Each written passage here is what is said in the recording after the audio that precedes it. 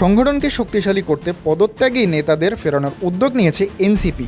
দলের জ্যেষ্ঠ যুগ্ম সদস্য সচিব ডক্টর তাসনিম জারা, খালেদ সাইফুল্লাহ ও তাসনুভা জাবিন সহ বিভিন্ন স্তরের নেতাকর্মীদের ফেরানোর ইঙ্গিত দিয়ে দলটির যুগ্ম আহ্বায়ক মনিরা শারমিন বলেছেন, যারা পদত্যাগ করেছেন তাদের কারো পদত্যাগপত্র আনুষ্ঠানিকভাবে গ্রহণ করা হয়নি। আমরা একসঙ্গে আন্দোলন করেছি, সংগ্রাম করেছি, আমাদের দরজা খোলা রয়েছে। কিভাবে সবাইকে আবার দলে ফেরানো যায় এবং দলকে আরও শক্তিশালী করা যায় সে বিষয়গুলো সভায় আলোচনা হবে।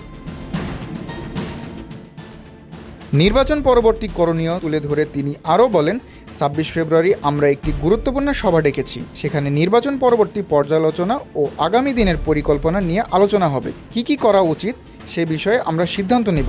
মূলত আমরা এখন সংগঠনে জোর দিতে চাচ্ছি। দলের কার্যক্রম বাড়ানোর ইঙ্গিত দিয়ে নাম প্রকাশে অনিচ্ছুক দলের এক শীর্ষ নেতা বলেন, আমরা এখন দলকে আরও শক্তিশালী করছি। নতুন করে দলে আরও নেতাকর্মী যুক্ত হবে। নির্বাচনে আমরা সাধারণ মানুষের যে অংশগ্রহণ পেয়েছি তাদের নিয়ে দল আরও এগিয়ে যাব, নতুনভাবে শক্তি অর্জন করব।